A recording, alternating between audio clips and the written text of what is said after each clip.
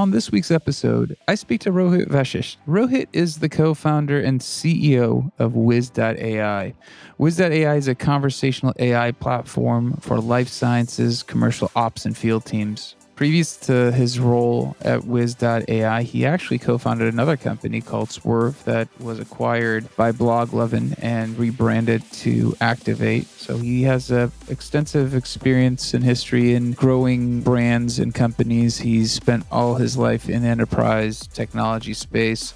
And it wasn't until a couple of years ago where he started noticing that enterprise software is just not as easy to use and intuitive as consumer software. So he set about trying to make an impact, and he actually started in the pharmaceutical and then the life sciences space as his next venture. That's where whiz.ai came out. And he's trying to provide contextual insight, provide sales and commercial ops teams the information they need via their phone, SMS, text to get something on the fly. And he had a great analogy in how, no one teaches you how to use consumer apps, most part. Like if you've ever used Uber, you've opened the app and there you go, you know how to call a car. And for most enterprise software, there is a pretty steep learning curve and it's not super friendly or easy to use. I think we had a great discussion, and I think we dive into a lot of topics about where AI is going in the context of getting information out to people and some of the challenges and also some of the solutions. So without any further delay,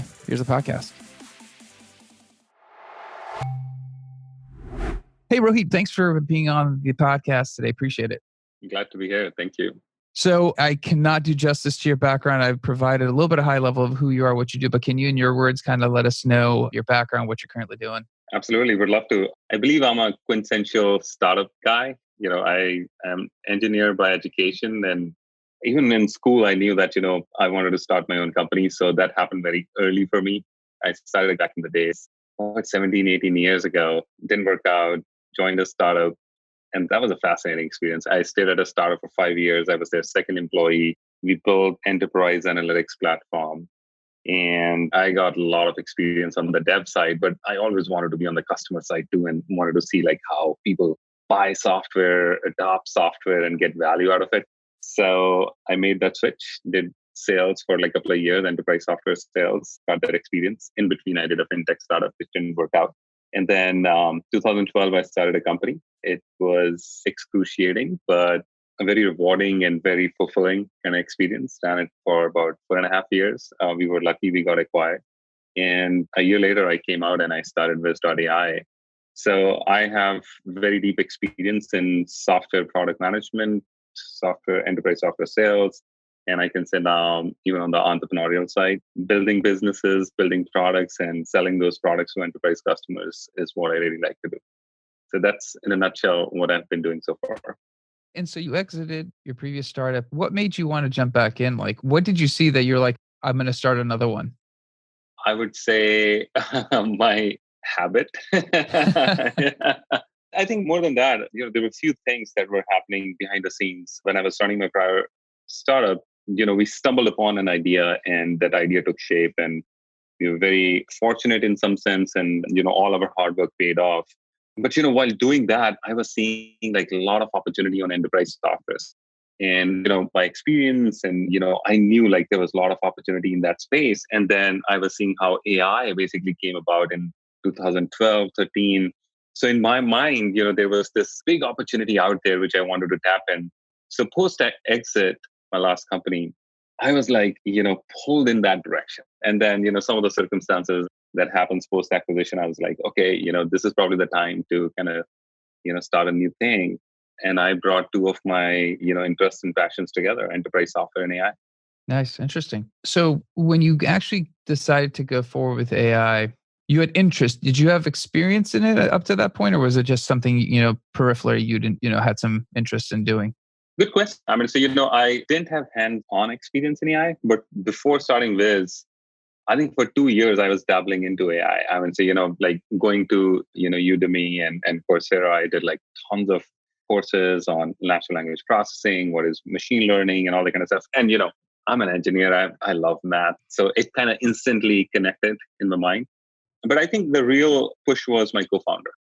In my mind, from last 10, 12 years, this problem was brewing in my mind, and I tried to solve it about 12 years ago. I couldn't. And the problem was a lot of information, a lot of data in an enterprise. And I saw up close and personal how business users, especially people who are not very tech savvy, how they always struggle to get information. I would say, case in point, very simple. In my last company, I had about 9 sales reps, and we were using Salesforce as a CRM tool. Only one rep knew how to run a report in Salesforce. 5 people didn't even know how to enter data in Salesforce. And anytime I would go and talk to them, they're like, you hired us to sell, not to learn how to use the software, right? And I was like, mind boggling. I was saying, we are in information economy, and all these people, they need information data to make decisions, day-to-day decisions. How can they do it without learning or operating software? And that's the problem that I wanted to solve. Like, how can we make it super simple that those people can connect with it? And this was the problem on my mind. That's why I was thinking about natural language processing and all. But when I met my co-founder, and I know him from last 20 years, and I knew that he was working on this product 4 years before Wiz, as a part of nonprofit he started. So he built a Google Glass kind of device, actually not Google Glass, but spectacles for ALS patients. If you know ALS, Lou Gehrig disease, those patients, unfortunately, all their body organs fail except for their eyes, slight head nod, but their brains are very active. So he built this device which would convert eye movement into speech so that they can communicate. And he used like computer vision, natural language processing, neural net. And one day sitting in his basement, I was trying his product and I'm like, dude, I would say, we can do something similar on the enterprise side. And that's how, whiz.ai came about. The whole idea came about and I started the company. So yeah, that's the background. Yeah, that's actually really interesting. Yeah, because the applications of it are so broad, but the nonprofit component trying to solve, helping ALS is very narrow. But wow, is that what led? So I know you guys do a lot of at Wiz. You guys do a lot of life science. Is that what led you to life science? Because I was curious. Like that's a very particular niche to jump into with AI. Not really. Honestly, life sciences happened to us. Okay. It's like I'm a software guy, but I'm not per se any industry person, like not pharma or manufacturing that side. And my co-founder is like pure tech. I mean, so, I think I haven't worked with any smarter tech guy than my co-founder. I'm saying he's amazing, right? And, I have like a lot of scar marks from my prior experiences in startups. So one of the things that I told him that, let me first find a client and then we will build the product, so I kind of looked into my network, found a CEO, manufacturing company, super smart CEO, ex-McKinsey, very data-driven. And he's like, Rohit, I connect with this. I will be your first beta client. And we built something for them. But from there, our vision kind of evolved, our product kind of evolved. And then our very first big enterprise deal happened to be with a pharmaceutical client. And then we started learning, and that got our engine started. I think pharmaceutical as a space is a very interesting space, when it comes to consumption of information and data, especially. And, I believe that, our product can be utilized in any industry. But when you look at pharmaceutical now, we know like they're totally ready for a product like us. And that's how we started going after like more and more life sciences, pharmaceutical companies. So just back up about the product. You guys take pre-trained models into specific verticals. So obviously they have to be predefined verticals because you guys, have the questions you're looking to solve. How did you guys go about figuring out what questions to answer? Was that all predicated on the client and then you just built off of that? Or how did that come about? Let me answer it this way. So there are 2 aspects to our product. One is a horizontal component. The horizontal AI is pre-trained on a lot of business concepts that are agnostic to any particular industry vertical. So for example, every industry has time series data. And every industry, people, they basically look at time comparisons like year over year, month over month, that kind of stuff, right? And they will have different, definitions of time, like calendar time, fiscal time, that kind of stuff. And then almost every industry has like, different types of charts, or they will look at pie charts and line charts and, stack bar charts and market share calculations and all. So we basically first took and pre-trained our AI on all those concepts. That was like, our own creation. Then we started working with clients. We started getting more and more. But that's kind of horizontal component. We can take it to finance. We can take it to life sciences. We can take it to manufacturing. Those things work out of the box for everybody, right? But then the other component is a vertical, for example, in this case, industry-specific kind of training. So for example, when you go to life sciences, it's kind of interesting. This is a real kind of incident. So, our very first kind of POC, we did a life sciences client, and they gave us a bunch of their sales data, and they're like, and we did like half-hour interview with the people, and like, how do you use this data? We set it up. We set up the training data, like how they look at different stuff. And we were sitting there. They're like, this is cool. I can look at my customers. I can say, who are my top customers? Let's say last month by month-over-month sales, right? Wiz understands that. Wiz can actually answer that question. But then they said, you know what? We don't look at quarter-over-quarter or month-over-month. We look at 13 by 13. And we're like, what is 13 by 13? He's like, 13 weeks compared to prior 13 weeks. Now, this is very industry specific. You go to any pharmaceutical client, they're always doing 4 by 4, 8 by 8, and 13 by 13. So then those are the kind of things that we kind of collect. And then now we are training our AI on those. Not just those, actually, we started innovating because it's fascinating when you put any product in front of your customers or users, their expectation level is like way different than what we've got at least, right? Like we give it to like sales reps and they would ask questions like they're talking to a human. They will be like, who bought the most? Who is under this contract? And, machine doesn't understand that.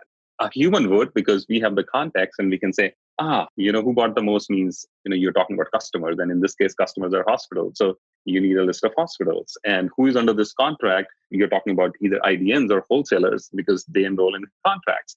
So now we are getting to that level where we are training our vertical model on industry participants. We call it business cognition. So we are teaching it business cognition as well, where, Wiz can understand those questions and kind of answer those. So long-winded, answer to your question, but in a nutshell, what I was saying was horizontal component, which we pre-train based on our kind of knowledge and a lot of like open-ended data. And then the vertical components are based on our user and industry kind of interaction. Interesting. When you get the, let's say the sales rep who wants to just know who's our most, highest grossing revenue client this week, this month, whatever the question is, are they literally hoping to ask a device like, some personal assistant that, are they aware that that has to still be produced within some, typed out and they're going to get a response? Because obviously to them, if they're on the road, there's an app that they could talk to it that would solve their problems of just in time. But how are you seeing their usage? Is it going to be text-based or do they want audio? It's all text. It sucks. I'm saying audio is great, but audio has very specific use cases. You can say I was thinking about situations. So for example, audio is great when they're driving, when they're in a car and they want to speak to it, right? But if they're sitting in a lobby of a hospital or they're sitting in a meeting, they're basically chatting with their, let's say, district manager. All those use cases are text-based. They're very quickly typing and basically getting answers back. In fact, that is actually one of the most challenging things that we are kind of solving for. Typically when people think about natural language interfaces, they think about documents, which are very well formed, grammatically correct, a lot of context.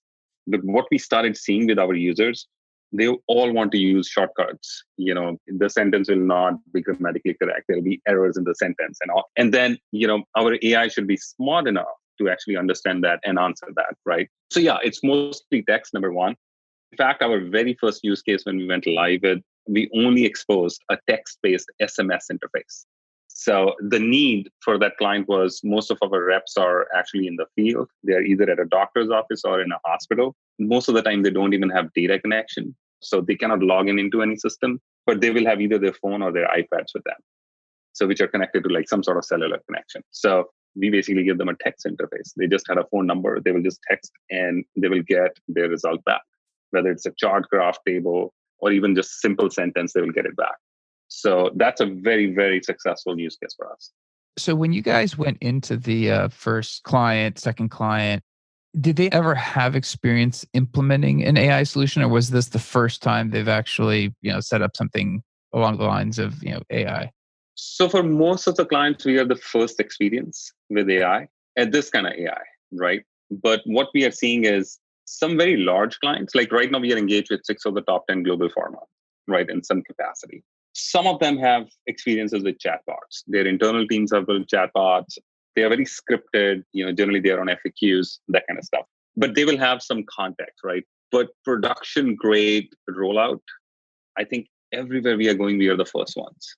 So we are very early in that kind of cycle, like where enterprises are kind of waking up to it. And thanks to Gartners and the Foresters of the world, who are now starting to write about it, and people are learning more about it, and they're bringing us in. But very early, I'm going to say, they're learning with us. Most of the time when we sit in a meeting, instead of people asking us questions, they will ask us, like, what should we ask you? How should we even evaluate your product? What are the right ways to kind of evaluate that, this is the right technology for us? So we are that early in the cycle. So yes, by all means, most of the time we are the first ones to go live. To follow up with that is, how do you establish the ROI? They've got to spend money. They've got to invest time and resources outside even money, the internal time and resources above all else. How do you go about establishing an ROI for something you've never done? Yeah. So for our kind of solution, ROI is very straightforward. Let me put it this way. It starts with the problem that we are solving. The problem here we are solving is your business users who are not very tech savvy. How do they connect? How they get their information, right? And if you typically see, the problem there is lower adoption of their existing enterprise software. So for example, one of the clients, they spent about a couple of $1 million actually, rolling out a BI solution, a business intelligence solution. And they gave it to their sales team. And, it took them a year and a half, of course. They cleaned up data, they mapped it and all that kind of stuff. The whole process took them a year and a half. And that year and a half, they kept telling their sales team, oh, the great thing's going to happen. And, once we roll it out, guess what? They rolled it out. Adoption was less than 15%. And, it's like $1.5 million, $2 million spend. You roll it out to hundreds of users and they are not using it, right? Now, that's why we were brought in. And we basically said, we're not going to replace anything. We're going to just sit on top of your infrastructure. And our very first goal would be, we will make it more accessible. And once we did that, the adoption went up to 97%. So first of all, I'm going to say, all the data that you're buying in, and I kid you not, in life sciences is another thing that we learned. Pharmaceutical companies spend millions and millions of dollars just buying data. It's fascinating that most of these clients, they don't even know their own sales. So they have to go to third party to get that data and figure out, who did they sell to and how much did they sell to, right? So millions of dollars are spent on that data. And then a few $1 million are spent on consulting to clean up that data, put it in some form or fashion. Another, cost structure on top of it to put like some sort of reporting or dashboarding kind of layer. And then if at the end of the day, your end users are not using it, what is the ROI on that? And now, boom, you get whiz.ai on top of it and your adoption is 90% plus. There you go. Now you do your ROI calculation. Simple, right? Our training is 15 to 30 minutes. One-time training. Typically, a pharmaceutical company every quarter will pull out their sales team at least for a day, if not a couple of days, to train them on new things, what they have done. You can do the math.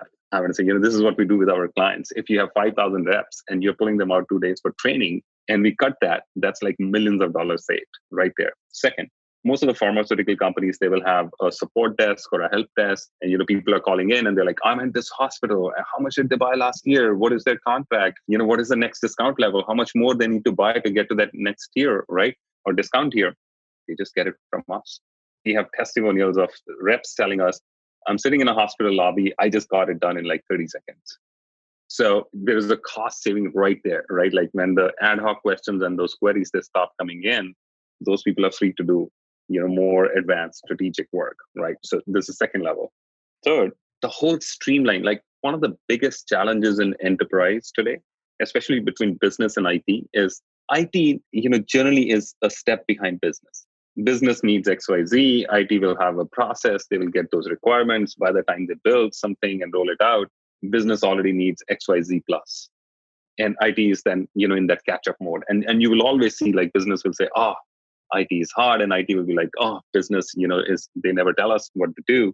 But think about it. What we are doing when we go in and now those people are asking questions. So it's not that we are delivering answers, but we are also now capturing in real time, what does end user need? So if I was asking for, let's say, contract here and you didn't have contract here, Wiz will say, sorry, I didn't understand that, or I don't have contract here. Person sitting in the back end will immediately be flagged. This question was not answered because this user asked for this. And by the way, I don't have this. And guess what? Now IT starts to prioritize those things in real time. Oh, yeah, we need to put contract here in our data warehouse because 30% of our queries are failing. They don't wait for 3 months to go back to that and do those Q&As and to figure out, what should they do next. This is like real time right there in their face. They're basically getting what is missing. So these are like cost buckets or real hard dollar buckets that we go after and we save and this pays for itself, the AI. And then top line, obviously, we are still very early. We haven't started measuring what is the impact on top line that we are bringing, but I'm pretty sure we are having a meaningful impact in the top line too. But we are not there yet. I mean, so, we haven't seen like that much data flowing into. But the cost side is like, totally nailed in from our side, where we can build a very stellar business case and ROI with our clients. I was curious. So, obviously, the traditional BI solutions has a much, especially to answer the vertical specific, like especially if we're talking life sciences or manufacturing specific questions. There are BI solutions out there that try to answer those with pre-built analytics. They never worked. I mean, OBIE tried to answer those questions. It never was.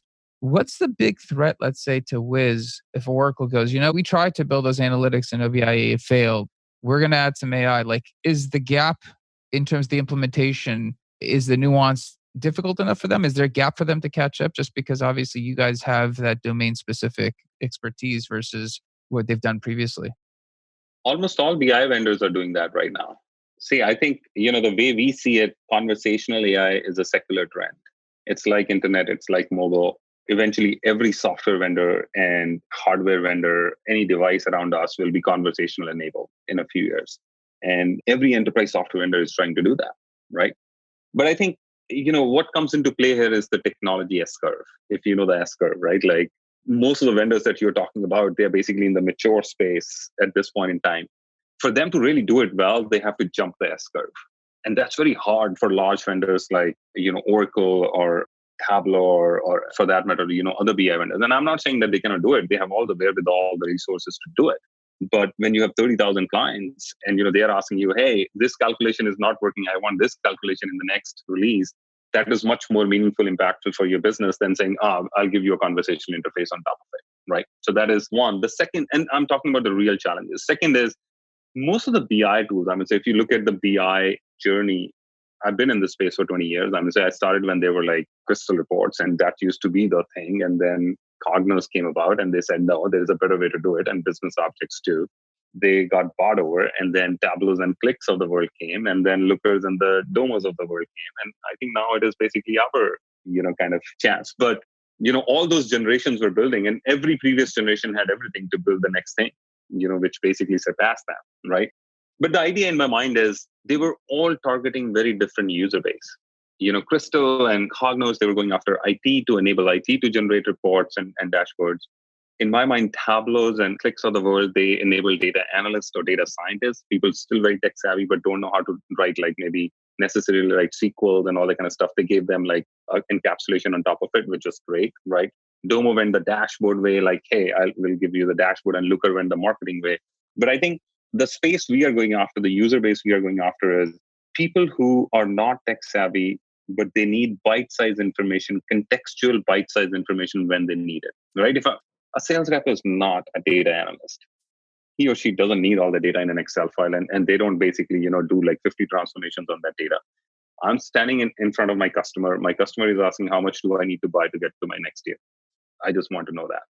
Tell me 5 doctors I should visit this week who didn't write my prescription, right? Or how much more do I need to sell this week to make my quota? And so they are very specific questions. It is not analysis, it's information or insight. That's the user base that we are going after. So that's where the rift is, right? Like if you are Tableau, you're still satisfying data analysts and data scientists, while we are going here and we are saying we're going to start with this user base. So that is how we think the market will play out, because looking back. Now, from technology perspective, obviously, the more we are working with, the deeper our technology is becoming, right? We understand our user psyche right now.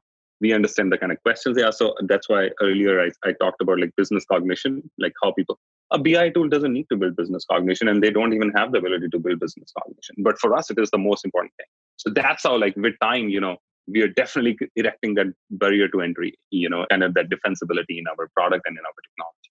So I guess you have domain-specific use cases now. You can add verticals as the product grows. And I asked this question to previous founder in a similar space. What happens to the data scientists? Because I guess what I was seeing on the market was a lot of people want to hire tons of data scientists to build all these models. And then now pre-built models are there. And all of a sudden it's like, well, hold on. Do I really want to build my own infrastructure to get there versus bring in the models? Like, what's going to happen to the role of the data scientist? Is there going to be the research side, and then domain specific side, what happens to their role as more companies like Wiz come online?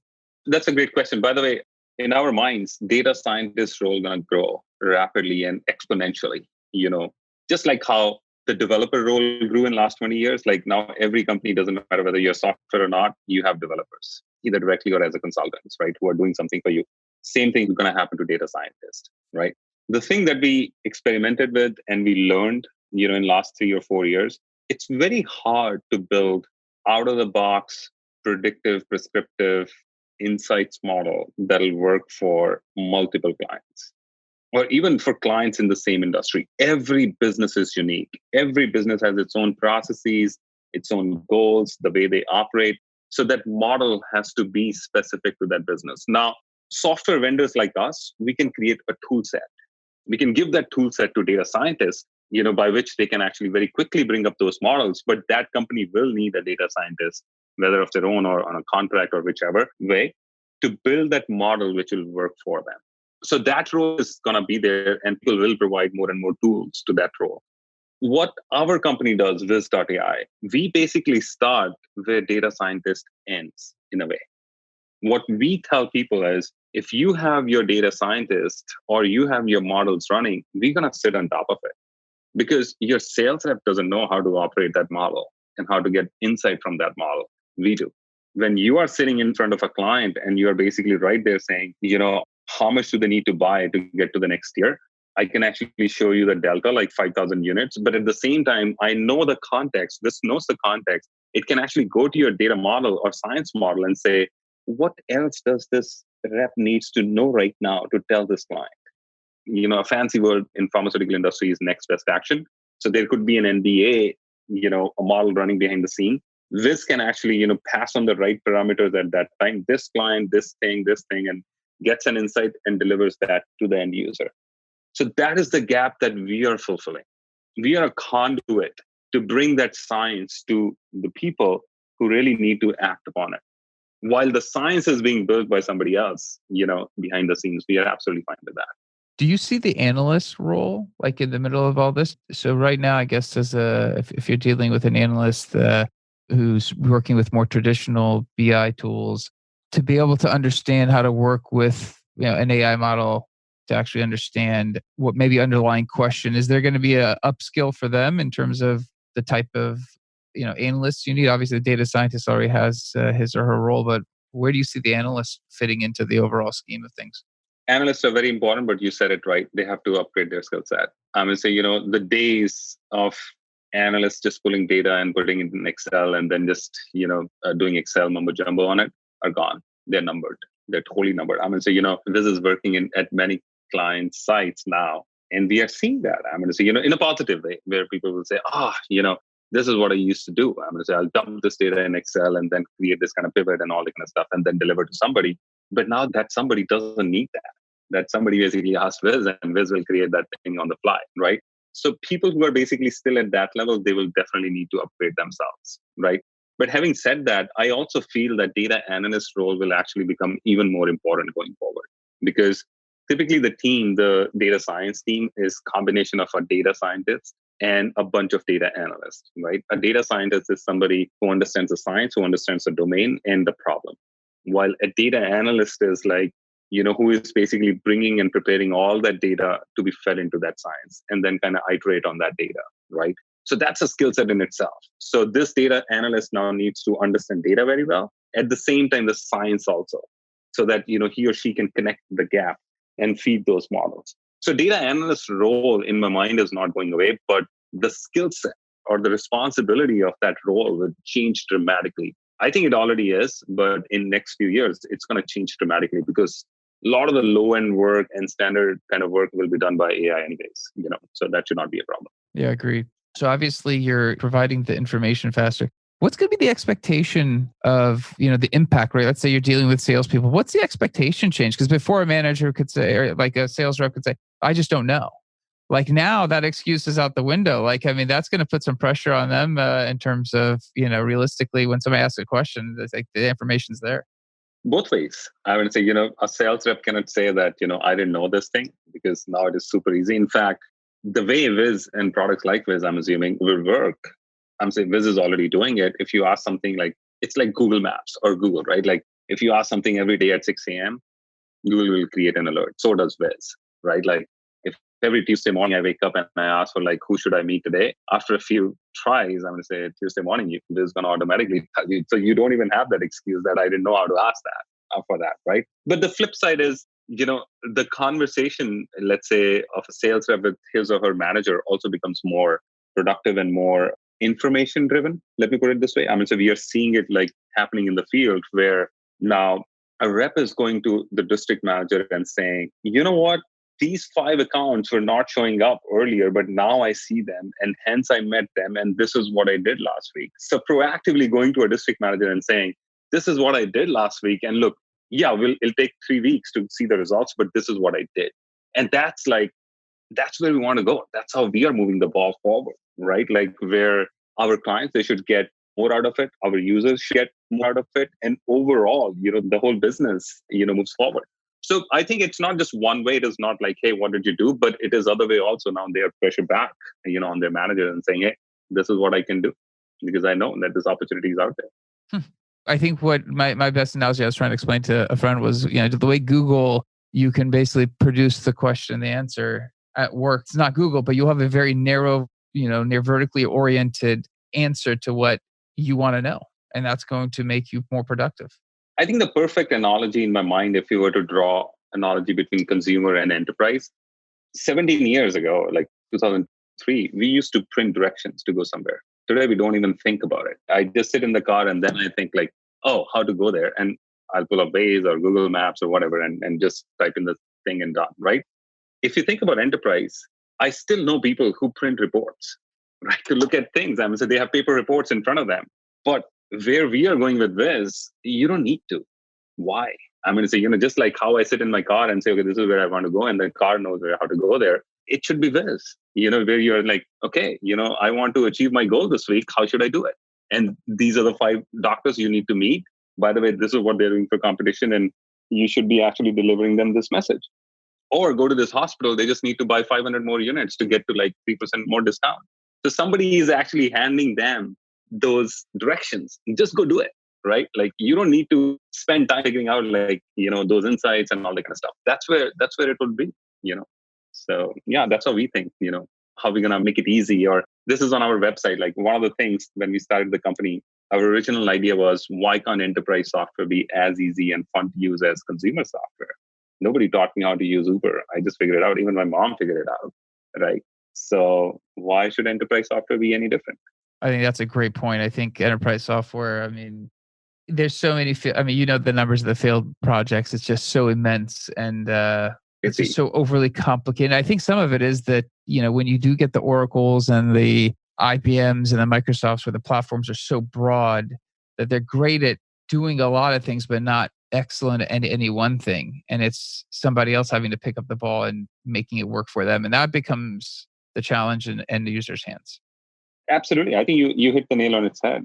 I'm going to say, any enterprise software becomes complex at the end of the day because there is so much nuance in enterprise. Any 2 companies, even in the same industry, are different. So if you're a software vendor, you end up building more features, building more bells and whistles. And eventually, the software becomes very, very clunky and complicated to use. So hopefully we'll be able to bypass or overcome that challenge.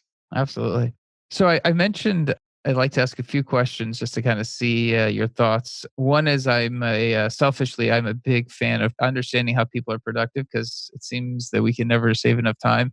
Do you have any things you do yourself to keep yourself focused, on point, productive, etc.? Yeah, I'm going to say a few things. I don't know. I think they're probably, at least I think that they're not like just unique to me. I think, a lot of people might be doing it. But you can imagine, I spend a lot of my time talking to people, meetings and all that kind of stuff. So one of the things that we try to do internally is keeping meetings on point and sticking to time limit. So if it is a 30-minute meeting, I really hate it when it becomes 31 or 32 or 35 minutes, right? So we would want to keep it to 30 minutes and just get to the point, So that is my pet peeve, internally while working with the team. And I think everybody on the team now knows, and I'm very happy that, I rarely have to remind people. So people will come prepared. We are just hitting the points and getting it done and done. So that is my number one thing. Other thing, I think I picked it up 3 years ago, Slack, like how we can very effectively use Slack. I'm very proud to say that our internal email volume is zero. Nice. We only use email only for clients or external parties. It took us some time to figure out how to use Slack very effectively, but all the extensions and everything, I think that's been very well used, in our company. And obviously, I would say that's what we are preaching to our clients too. Like that's where the world is going. If you need something, you just text and get that answer back. So that's been very productive of late for us. And my third very important tool which I use is Evernote. So I get a lot of ideas, and that is one tool that I love. I can very quickly jot them down, and I will then take actions on that. And periodically I'll check back what was I thinking, let's say, 3 weeks back, 2 months ago, and then it kind of starts to flow, kind of builds on. So those are the three things I definitely do. Very cool. Yeah, take a look at, I interviewed the founder of X.ai a couple of weeks ago, and their product's really interesting to help ease the coordination of those meetings, especially externally. We've kind of played with it, but it's an interesting product, just how, like you mentioned, conversationally, things, via email or get hashed out. Obviously, I like the fact that no internal emails. We're not quite there. We're almost there, but you definitely have set a bar apparently at zero. I like that. Good for you. Final question for you. You've actually had, previous startup. You kicked off X.ai, so a fair amount of experience to look back to. Anything you've learned through the process that you're like, I wish I would have applied at the start? Is there anything that you're like, if I could tell every founder out there, this is something I learned, I wish I could, whisper into your ear? Yeah. By the way, X.ai, just wanted to close a thought on that one. I was one of the very early adopters of X.ai. Oh, very cool. I Cool. tried that product, I think maybe 4 years ago, 3.5, 4 years ago. Yeah. So I'm a big fan of what X.ai does. Unfortunately, we didn't take it to the next level, but I'm pretty sure, we'll come around and we'll do it. Anyways, that's on X.ai. The lessons learned, I'm going to say, I told you I have a lot of scar marks, from multiple startups but specifically in enterprise software, I do think that one very important thing is to build your product with the customer. I think a lot of people, especially people who are techies, it comes very easy to them to build stuff, right? And that's where I see a lot of entrepreneurs, they get caught into like building and then figuring out like who is it for. I think you need to reverse it in my mind, and that's why when I started whiz.ai, I told my co-founder, we won't even write a single line of code. We have an idea. Let me just go out and let's socialize that idea and find a person or a company who will at least give us their data. They will actually use our product. We'll give it to them for free, but let's start like that. And that actually worked really, really well for us. We had a real use case from day one. Once it went live, we could very credibly talk about it to even other prospects that, yes, there is this team who is already using it. That has served us very well in this case. And that's what I tell all my entrepreneur friends that, as much as possible, they should start from there. Very cool. Awesome. Yeah, no, you've got a fantastic background. I think I enjoyed hearing all about you with that AI, and we'll get this out there, and then we'll kind of put your LinkedIn profile. Is LinkedIn the best place if somebody wants to reach out to you? Is there any other better Yep. platform for you? Okay. No, LinkedIn is the best. LinkedIn's the best. We'll hopefully put that out there, and I appreciate you being on. Thanks a lot. Thanks for your time. Thank you very much for having me here. Thanks. Absolutely.